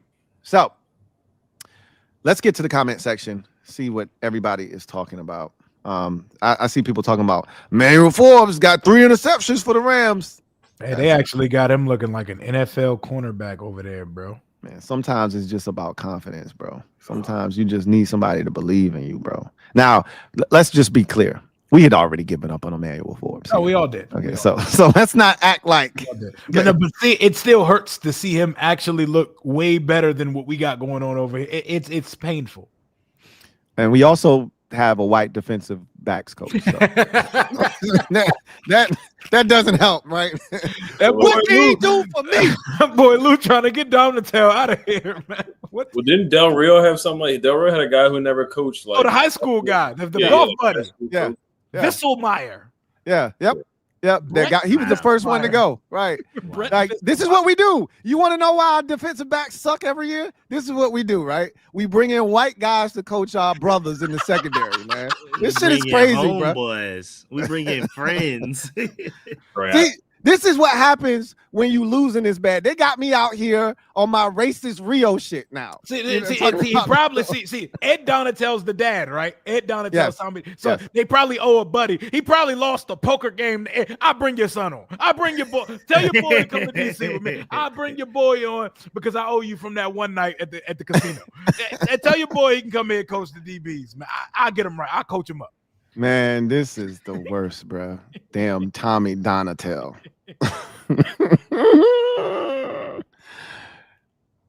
T-Wade. See, look what T-Wade says. T-Wade, thank you for the super chat. Look, I am not the only one. No, this is a real issue because people have said it in my chat and I've seen it on Twitter all season. Like, people were dead ass. Like, what is he teaching? Do you see T-Wade's thumbnail? You know T-Wade on he on that bullshit. He ready. Okay. T-Wade is on that bullshit. He is ready, bro. Nobody saw an issue with our white DB coach. I'm trying to tell y'all. Tommy Donatel should have been our new defensive play caller, man. Oh, man. Marvin Lopez. Thank you for the super chat. Greatly appreciate you. Marvin says Freudian slip. I know, man. But it wasn't I was about to say his name, though. It wasn't like I wasn't thinking about him not talking. I was about to say his name. My boy Jaylen said that Dan Quinn just run with a Harley Davidson. Listen, yeah, he told us that. That's crazy. That's crazy to hear. Let's see. Will Cadle, thank you for the super chat. Greatly appreciate you. Will writes, can we give Joe Whitt to the Giants? I know they need a head coach. Man, keep his eyes on the prize and the Big Apple, man. Oh hell, here we go. Here we go. Do one. We got to get one. I joking that for sure. He had to do it. Yeah. I don't think Joe Whitt Jr. will get anything in the NFL after this. I don't think. Well, he might. He'll get on the staff, but head coaching. That ship is sailed. Yeah. I don't even know if Cliff getting head coaching looks. I think I saw somewhere he was like second in odds, but he's definitely not after this season. Nah, he's done on it. I think he's sticking around. Yeah, Cliff will be back. I feel pretty confident that Cliff will be back after this season. Journey of Rick, thank you for the super chat. Greatly appreciate you. Journey of Rick writes, we know Whitt won't. First of all, thank you for the dime. Yeah. He says, we know Whitt won't be back. Will this losing season stop Kingsbury from head coaching jobs is the big question. Perfect segue. We were just getting to that. I think Cliff is definitely back here. Unless Cliff is interested in heading to the collegiate ranks. Mm-hmm. I do think there may be some schools that might be interested in him coming back to college. There's going to be a lot of big-time college football openings. I don't know if they're interested in him. I don't know if he's interested in those. But if he is interested in heading back to college, I do think that's something that definitely could be something he could explore. But if he's looking for an NFL head coaching gig, he'll be back as our offensive coordinator next year. What y'all think? Yeah, I think so. Well, I will say it depends on how the rest of the season goes. I mean, I thought he was fine against the Lions, but I don't think he's going to leave, of course. Mm-hmm.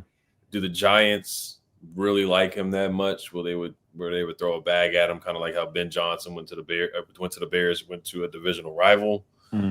I don't see that happening. There's slim chances of that happening too. Where I could see him. I could see a world where he would pair decently with Jackson Dart if Jackson Dart could stay healthy. But Jackson Dart, people talking about Jayden Daniels being fragile. Jackson Dart is very fragile. Looking very fragile. They play that man like a damn running back. That's why. Yeah. Let's say Jayden is hip drop tackles. One of them was in the pocket. Jackson Dart out there just running into people. Like Jackson Dart's trying to put that whole franchise on his back, bro, because he all they got on that offensive side. He out there.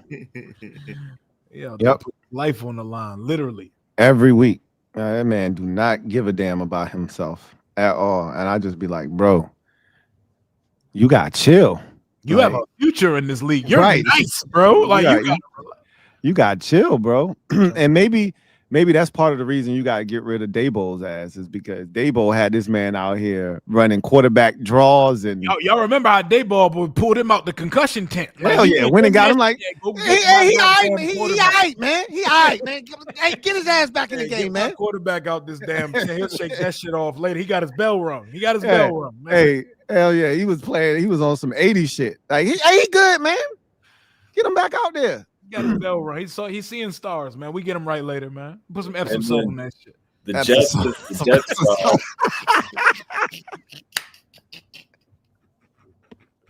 Nah, he definitely went in the injury intent and asked Jackson Dart, how many 2 fingers am I holding up? That nigga went straight into the tent. Hey, Daboll was wilding, bro. That's another one that was desperate. He knew this was the dude that could save my job. That's crazy. What was you about to say, Ed? I was gonna say if Aaron Glenn gets fired, but they just won 2 games in a row. Yeah.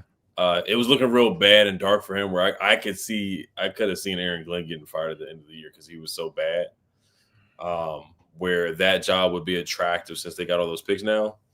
So if Aaron Glenn ends up with a bad season, which is already bad, but if he like continued the trajectory that he was before the 2 wins, if that job opening happened up, it would kind of be a sexy job because you have picks, you have draft capital, and maybe Cliff will go there. But I don't think Cliff will go there. I think it's not as bad as Bobby Slowick with the Texans last year where they regressed, but they still made the playoffs, and Bobby Slowick he actually got fired. Mm-hmm. But I think Cliff comes back. But I do think Cliff eventually gets the head coaching job again. Yeah, and they already came out and said Aaron Glenn wasn't going to get fired. I feel like his situation is a lot like this one here where him and the GM came in together, and it's the same thing that happened in Detroit, right? Aligned division. Right. That's what happened with what's my man name? Brad Holmes and Dan Campbell. They came in together and it was rough. Remember the Lions, what were they? They were bad a couple years, like 3 wins. Yeah. Like 3 or 4 wins. It was bad that first year, and then the second year they started off 1-6. Remember, we was the 1 win. Mm-hmm. Remember that week 2 with Carson Wentz? We were the 1 win. So it was bad for them early on in that tenure, but he was never getting fired. I don't see Aaron Glenn getting fired, right now. So I don't see Cliff going anywhere, but you just never know. Yo, realistically speaking, 2 unrealistic options. Which one sounds more realistic? Mm-hmm. Washington picking number 1 in the draft next year, or us salvaging this season and rallying to make the playoffs? Which one's more realistic? Because those both sound very unlikely. The number 1 overall pick. Definitely, right? Yes, without question. Yeah. But the Titans, they probably the Titans are terrible. The Titans aren't going to win. They might not win 2 games, so that's more realistic than Washington rallying and winning out, right? Absolutely. Yeah, I feel like the better way to word it, because the Titans, they're just too horrible. Yeah. I feel like the better way to look at it, will the Commanders win every game for the rest of the season or lose every game for the rest of the season? For sure, lose the rest. Which one's more likely? Yes. That's right. So I mean, nothing about the Titans, bro. Yeah. The only way the Titans can win is if we play them at this point. Like we can't do nothing with them boys, man. We need to flex schedule them onto the schedule.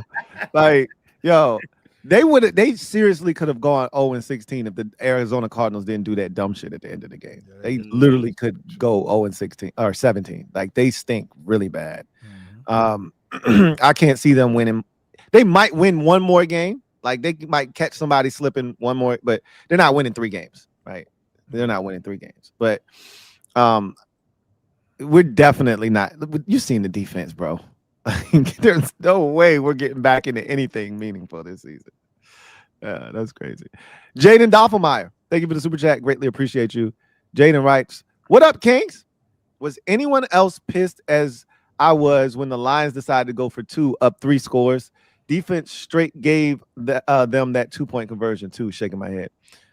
Well, remember we had the personal foul, unsportsmanlike conduct penalty. I most certainly there was nothing about that game that could get me upset. Yeah, no, I wasn't upset at all. And I already said going into the game that they were going to try to score 50. They really wanted to kick our ass pretty good. So nothing surprised me going into that game. But no, they only went for 2 because the ball was at the 1 after the unsportsmanlike conduct. Did you guys know that if you got an unsportsmanlike conduct penalty on the touchdown, they could tack it on to the kickoff, and then if you kick it out of bounds, they just get the ball at the 25? Did you guys know that until that game? Nah, I found that out that day. Nah. And not only did we find that out in that game, they did it twice.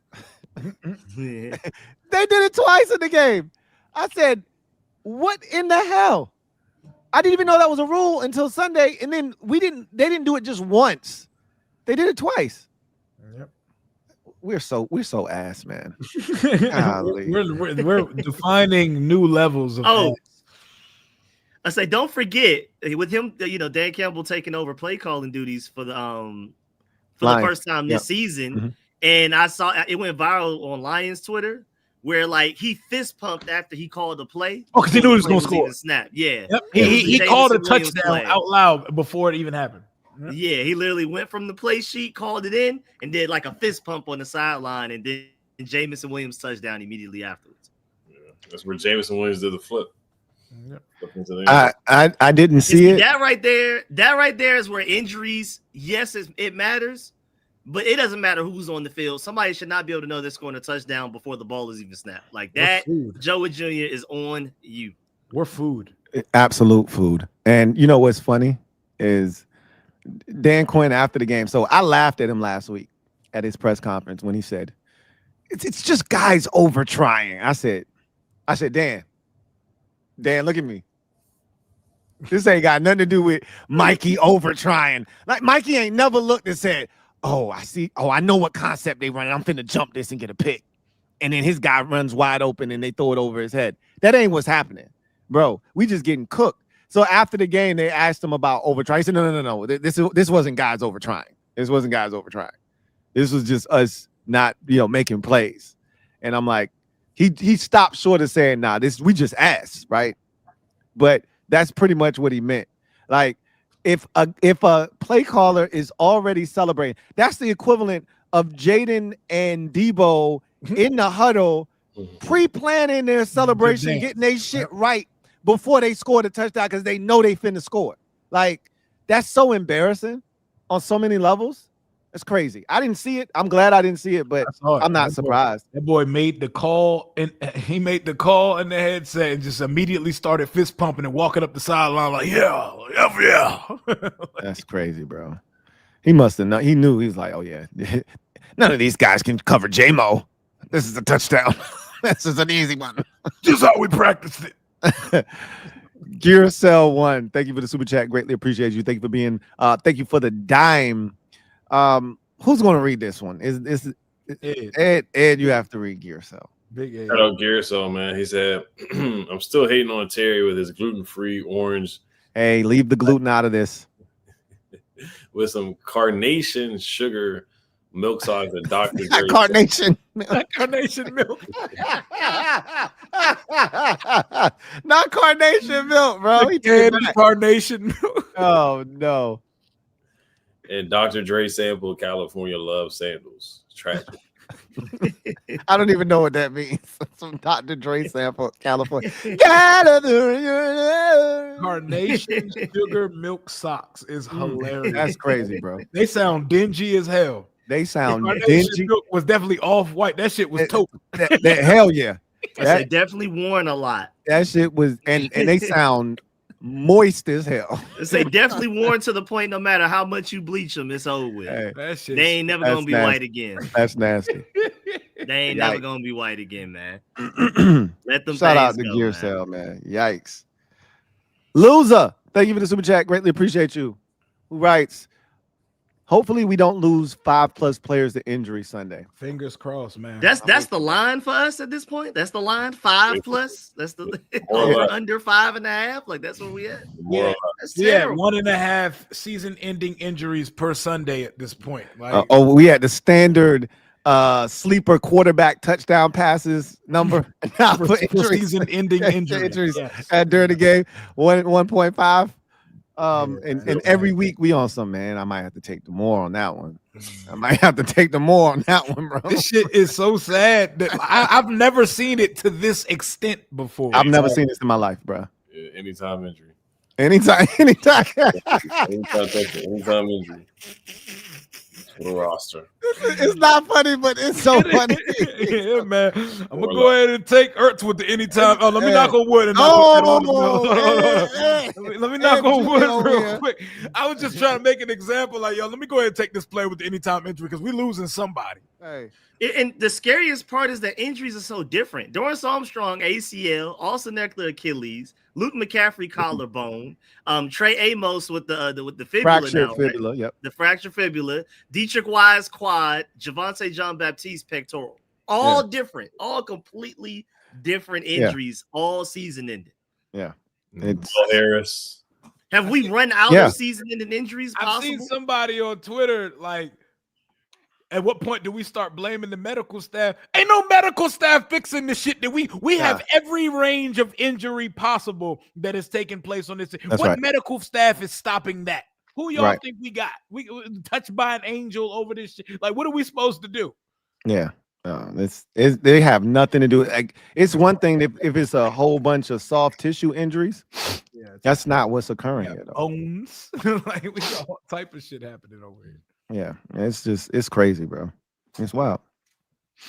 Tito Savaria, thank you for the super chat. Greatly appreciate you. Writes, Kings ready for AP to draft an edge from UCLA. Look, if he would have gotten to us, yeah, I was gonna say they wanted Femi Oladejo. Yeah, they was gonna draft his ass. Was gonna be all over that shit. We wouldn't have had Trey Amos because they damn sure was gonna draft Femi Oladejo. Yeah, and how's he working out for the Titans, by the way? I don't think any of us have been watching a lot of only the UCLA Bruin early I'm hearing about is Carson Swessinger. He was hooping. Yeah, no, he's been playing some good football. I've definitely been watching Browns games, unfortunately, this season. You know who's been bad, who everybody thought was gonna be bad? Shamar Stewart. I think he's been a no-show so far too. Yeah, well, it just like Terry, it started really bad for him. It was ominous. When you holding out, now you got the microscope on you. His college production is carried over to the league. That's right. And, sometimes it doesn't work out that way because a lot of us didn't feel like Rashawn Gary was going to be worth the damn at the NFL level because he didn't have high level production and he turned out to be really good. But Shamar was different because, again, he wasn't there for he wasn't there for any of camp, any of the preseason. I think his deal got done right before the start of the regular season. Yep. So he really didn't get the work that he needed for a guy that already didn't play a ton that didn't play enough, I should say, in college and didn't have the necessary numbers that you were looking for. He needed all the reps he could get. So I won't be quick to judge him in his rookie season, but I wasn't a fan of his. I don't think any of us were. So we'll see what he does with a full offseason. The same thing we said about Johnny Newton last year. Greg, thank you for the super chat. Greatly appreciate you. Sucks, man. That shit hurts my soul. Lou, Wyatt is a free agent this year. I'd sign him ASAP. I don't know if Green Bay is going to let him walk away. Green Bay is one of those teams that usually take care of their own. I'll be shocked if he gets out of there. If I'm not mistaken, they didn't pick up the 5th-year option on Quay Walker, did they? I'm not sure about that. I don't think they did. I don't think they did either. I'd have to check on that, but they got some stuff over there. That now Quay, every Bulldog, please. Quay is definitely a head case. He's been ejected in multiple NFL games in his career, but that's about to say that's right up Rio's alley. Like, yeah, say less. I'm about to say I hate how much flack Kirby Smart gets, like with the the whole driving tickets and stuff like that, because you see a lot of guys, like I think it was Wims or whatever for the Patriots. You have George Pickens now in the NFL. You have Devontae Wyatt, Quay Walker. You never heard, well, George Pickens, different case, but a lot of these guys kept it. Jalen Carter, you see the stuff he's doing in the NFL. Like, we didn't have to deal with that in college. Like, Kirby Smart had those guys on lock in college, but they get to the NFL and they start wilding out. And you got to be ready. You got to be ready. And I'm with Rio. I'll take all of them. Even the non-Georgia Bulldogs, I'm taking all of the head cases because we need a few of those. Hey, no, I definitely was like, hey, Quay. We too kind over here. We got too many candidates to marry your daughter over here, bro. We need some assholes. Way too many. Man. The Commanders Caucus is not going to give Quay Walker a Commander's tag, and you know it. Okay. I don't give a shit about the Commander's tag anymore. I don't want to hear about the Commander. That Commander's tag is ass to me right now, bro. I was saying the Commander's tag to me is 3 and 7. What are we? I lost track. I ain't even 3 and 7, and Adam Peters' draft record right now got more misses than a wedding. So, like, I don't care about the Commander tag anymore. That caucus needs some work. Their approval rate is not higher right now. Yeah, please change the parameters of the Commander's tag. Please adjust that accordingly. I love it. Joe Rockhead, thank you for the super chat. Greatly appreciate you. Joe Rockhead writes, "You don't have the answers, Sway." We ain't got the answer, Sway. Kanye West. That was class. That shit that's a classic moment right there, bro. There's so many of those with Kanye. We ain't got the answer, Sway, because his tone changed so fast. So quick. So quick. You know he a head case anyway, so it don't take much to set him off the deep end. Classic moment. Oh man. Perfect way to Hey, they said Commander's tag is the new position flex. Hey, I'm not mad at that. Hey, we wanted to go ahead right now and let y'all know that on Sunday morning, for the first time ever in Commanders Kings history, we will be live together streaming the game. Watch party. Watching it with you guys. Yeah. This is going to be a lot of fun. First thing in the morning. So, hey, get you some breakfast. Show up with the Kings, man. We're going to chop it up. And we're going to watch this game. And if the shit gets out of control, we can at least do it together, right? We can at least have those crazy, wild conversations that have nothing to do with the game We're gonna be together. talking about everything but football at around 11:15 a.m. on Sunday. So what I'm going to do is I'm going to have the game on my computer so that I'm not a full 45 seconds behind Rio. So that'll reduce me down to about 12 seconds, maybe 8 seconds behind Rio. Just about. Yeah. So it'll put You'll me be with me in the head. You'll be right. I'll be with you guys, and it won't be as drastic. My son gonna be sitting right next to me too. That shit gonna be funny as hell. He gonna be with us. Yes, sir. Yes, sir. I like that. Yes, sir. A lot of fun. So lock us in for Sunday morning. We're gonna be together watching the game. We might even show up a little early to talk some shit before the game starts, maybe at like 9. Game starts at 9:30. So looking forward to y'all chopping it up with us overnight. Hell yeah. It's gonna be a lot of fun. Y'all pull up and let's hey, if we're gonna be shrouded in misery, let's just be miserable together, man. Let's just do this together. So we expect a hell of a turnout. We pushing for 3,000 people, man. Let's get crazy in this joint, man. Yeah, 3,000. Deep. Everybody's audience pull up in unison. Yeah. We about to be here watching this game together on Sunday morning. Yeah. Breakfast with the Kings, man. Yes. Let's get it, man. So we looking forward to y'all chopping it up with us. We can't wait. Should be a lot of fun. We'll be promoting the hell out of this all week. So you're probably going to get tired of us talking about it, but just wanted to make sure we plugged it here. We're going to probably plug it again before we get out of here, and you're going to see it a ton throughout the course of the week because we will be live chopping it up with y'all. It's Ocho. Yeah, nah, you can't even put no sauce on that shit, man. Ocho. Big Ocho. But Ethan Henderson. Marcus Mariota. Oh, that's kind of. I mean, hey, that kind of goes. Marcus Mariota. Hey. Let's go. Loser. Thank you for the super chat. Greatly appreciate you. Double up. Adam Peters chain fake.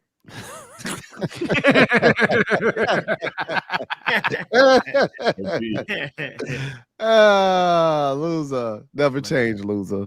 Never change. Just Andre, thank you for the super chat. Greatly appreciate you. Who writes, Ron Rivera didn't have JD5. DQ is no better than Ron. Ron had Cam Newton and went to a chip. Facts. Context matters, Lou. You're absolutely right. You're absolutely right. A basic coach can go a long way with an elite quarterback. You're right. You're absolutely right. Very true. So, maybe Ron and DQ have a lot more in common than I want to believe. It's starting to feel like it, though. I ain't gonna hold you. Like, Yeah. it's starting to feel like it. I'm starting to get those vibes, and I don't want to, man. I don't want to, but I know he's better than Ron in a lot of areas. And it's tangible. You can see it. You can touch it. You can see how he's better in these areas, but it doesn't always translate to winning, though. So I don't know. It might be. It might be. I'm not willing to go there yet, but it feels like it's trending in that direction. Jose Martin, thank you for the super chat. Greatly appreciate you. Jose writes, Hard Knocks is going to be annoying to watch. I forgot all about that shit. Forgot all about that, man. I put that shit out of my brain, I'm bro. gonna do my best to have fun with it and make content out of it. And you know what I'm saying? We might have to, we're going to be live during it. So we're going to be live reacting on here while the shit's on. If we, you know what I'm saying? If we keep doing Tuesdays. So we still going to talk about it. I mean, Of course. like Jayden's going to be back. He's going to be playing football. Yay. So, hey, how about that? Jayden. Yeah. All right. That's arguably the best defense in all of football right now. Lovely. And Pat Surtain will be back that game too. Of course he will. That's we lose guys and teams get their players back when they play us. Is the receiver that should be running the fade with him going to be back that game? Probably not, but one can hope. One can only hope. One can only. He got on that flight to Madrid though. Anthony Johnson, thank you for the super chat. Greatly appreciate you.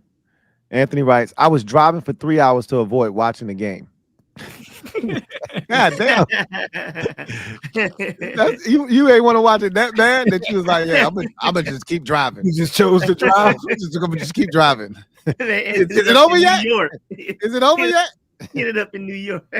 Just kept driving. Hey, that was my exit about 30 minutes ago. I'm gonna just keep going. Greg, thank you for the super chat. Greatly appreciate you. Double up. Thank you for doubling up. Who writes, what happened to the guy we hired from the NFL that was supposed to help DQ with clock management? Oh, I forgot about Buddy. Oh, he sleep. He drunk. Hey, he definitely sleep. Okay. Is he gone? Because it's night and day from last year. Yeah, and if DQ tells me one more time that he makes cut-ups that they watch every week, I can't tell. That like all of the shit that was happening last year that we were mesmerized by. Oh, what a great move. They hired this guy and they're doing this and they're winning time moments. They're prepared for that. All of that dumb shit, bro. Yo, we ate all of that shit up, bro. Yeah. Like we were starved so bad. All that shit hit, bro. That shit hit like crack in the 80s for all of us, bro. All these cutting edge hires. Hey, bro. And then all it took was one Seahawks content creator to come on Rio's channel to undo all of that shit. Now he got us looking at that shit sideways. Like, yep. all these are recycled quotes from Pete Carroll? Really? Oh my God. This is the same script, same type beat. Same as flow. They stole Pete Carroll's entire flow bar for bar, bro. Word for word. This shit is crazy, man. I'm feeling some type of way. I ain't even gonna hold you. Corin Smith, thank you for the super chat. Greatly appreciate you. Thank you for the dime, Corin, who writes, Sup, Kings? Sup, Corin? No, what up? We've been here before. 24 was great after so long in the dumps. If 24 didn't happen, can we expect any different? Going to the NFC chip was our downfall, but glad we had that moment. It was a gift and a curse. You know, like I wouldn't trade it. I wouldn't trade it. And that's the highlight of my fan life. I'm gonna be living. I'm be chasing that high for the rest of my life. Yeah, I wouldn't trade that for the world. You wish it would have ended with a chip, but now this is the thing, and I think I said this last week at some point. Now we've been bitten by that bug. We know what it feels like. Yep. And nothing else will do. And that's the way it should be. We shouldn't be just striving for just making the playoffs. We should have expectations that this team can be one of the best in football, that we can, because we have the quarterback. And now that we know what that feels like, nothing else will do. I can't speak for y'all. I'm not satisfied. Like, I want to make the playoffs because I know what 5 can do when he gets to the playoffs. But I just winning a game, like if Justin Herbert wins a game in the playoffs, I think a lot of Chargers fans are going to be excited. Why? Because he's never won a playoff game before. Yep. They don't know what that feels like with Justin Herbert under center. That's not okay for us anymore. Dipping your toes into a reality that you're not accustomed to. That shit's a beautiful feeling, man. It changes everything, bro. You can't go back after that. You can't go back. Jim D, thank you for the super chat. Greatly appreciate you. Who writes, hand shot first and Amara swiped first. I'm gonna tell you what. I don't blame him for doing what he did, because Amara definitely stole on him. Like, all he did was push him, give him a little like, man, get off me, man. And he tried to push him back. He missed, and then he got mad and he stole him.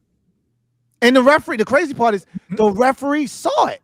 He did. Right there. And he ran in to tell him, like, stop. Like, how you don't flag that?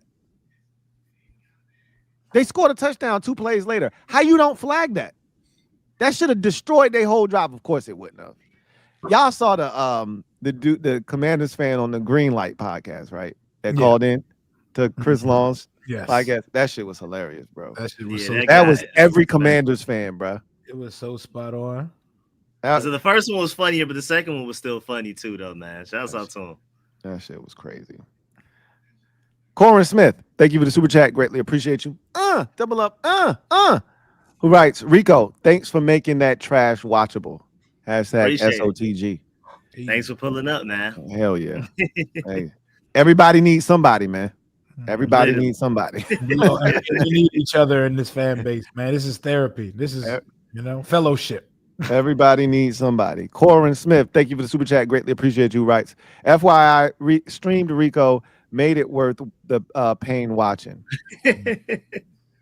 Hell yeah. Everybody needs somebody, man.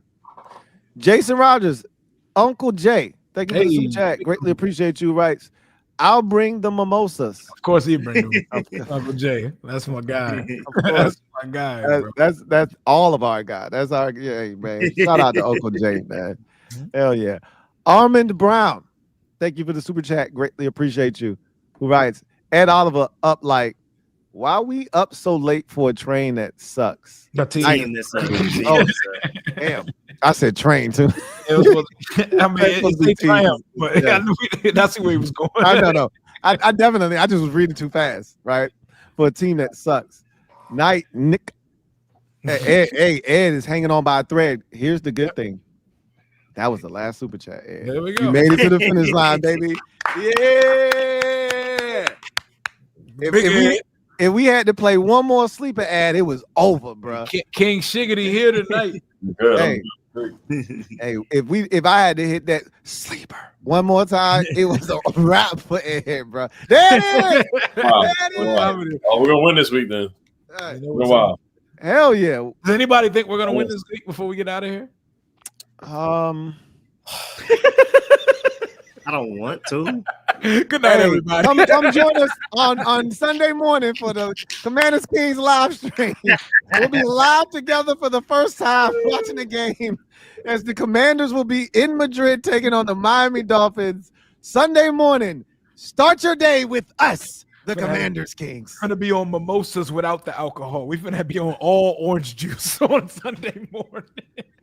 To watch. I wish I was not dry right now, bro. I could definitely use an adult beverage, because these games be having me like, what am I watching right now, bro? What am I doing? What am I doing with my life? What kind of choices did I make? Yeah, it was bad. I mean, we had Jonathan Vilma doing 6-7 jokes, and the whole not even on the game from the announcers and whatnot. So it was bad. It was rough. That's what comes with a blowout. You start getting some random shit going, and it's just bad, bro. Randoms in the booth. Yeah, I had to mute the damn TV, bro. I had no my sound. music was louder than the game, bro. And super muted. After that point, bro, straight up music, all of that. I'm watching a game with no sound for like 4 or 5 minutes straight. Like, this is the worst. Nah, it was for the rest of the game for me. I was like, oh yeah, y'all playing. Oh yeah, y'all playing around. Rico said, okay, all right, I see what y'all doing here. That, I'm out. All right, y'all won't get me at all audio wise. I wasn't mad at it. I muted it. As far as the Dolphins game, it won't be because it's been 4 games in a row we lost by 21 plus. That hasn't happened since 2002 with the Arizona Cardinals. It will be less than 10. It will not be a blowout. That's all I'm going to say. It's not going to be a blowout. I don't see a blowout. That's what I'm going to say. One definitive thing I can say. Improvement. Yeah. We'll lose by 17. We'll lose by 10. What about you, Rico? Let's say, it'd be nice if you make it close and lose by 3. We look good in certain. Jordan McGee takes a step forward. He looks really good. Tyler Owens looks good. Jaylen Lane catches everything. You know what I'm saying? And, lose by like a touchdown or less. It's too much speed on that Dolphin side of the football. Like their offense, the type of stuff that they do, that little dig route over the middle to Jalen Waddle. You saw Jamison Williams. We got no answers for that, bro. Yeah, that boy's speed. He got foot. Aaron Waller still hurt or something out there. I'm not sure if Waller's hurt. I haven't heard anything about him. I'm assuming. I don't know if Waller's playing. It doesn't matter. Greg Dulcich is better than anybody that we have right now. He's gonna run circles around everybody on our team too. Right. So yeah, Westbrook Akina. They got Cedric Wilson too. Cedric Wilson get hurt. The Commanders for sure. Hey. Anybody that is out there, the Washington dude they got, he finna get active too. Oh, Malik Washington, yeah. Yeah. He about to bless us. It's gonna be nasty still. Like Mike McDaniel can call a play. So yep. And somebody told me, and this shit makes it even worse. This is why I know we gonna lose. They was like, Dan Quinn is 0-7 against Shanahan disciples. Yep. And them shits don't be close, right? Yeah, he be getting this shit. They be busting his shit, bruh. Like seriously, Matt LaFleur when he was in Green Bay, when he was in Dallas, you saw what he used to do to the Cowboys. You saw every time the Cowboys played the Green Bay Packers and the 49ers when DQ was there, what the game looked like. Yep. A lot to a little bit. Yeah, every time. Oh, man. This shit about to go down, and it's not gonna be pretty, bruh. So I'm gonna say 17. I'm gonna keep it kosher and say 17 is the number. Mike McDaniel. Now, Gearsaw, he could cook Mike McDaniel because Mike McDaniel's probably be wearing some, the short joggers. Oh yeah, he stayed with the ankle out, bro. Yeah. Luckily for him, he ain't KD. Anyway, now Mike McDaniel's definitely killed me in a video game I was playing earlier for sure. He probably extra nice at Marvel Rivals. Hell yeah. You know it without question. Anyway, that's going to do it for us. And we hope to see you guys on Sunday morning. We'll be promoting this all week. You know where to find us here on the Commanders Kings channel. We will be alive Sunday morning, and we will get you all the way to the finish line on Sunday as the Commanders take on the Miami Dolphins. If you come at these Kangs, you might miss this year. You might miss. The injury reaper will not, though. You best not miss. Until next time. Shout out to Tommy Donatel, man. and always shout out the game, man. Every time. Joe Whitt got his eyes on the prize back in the booth, man.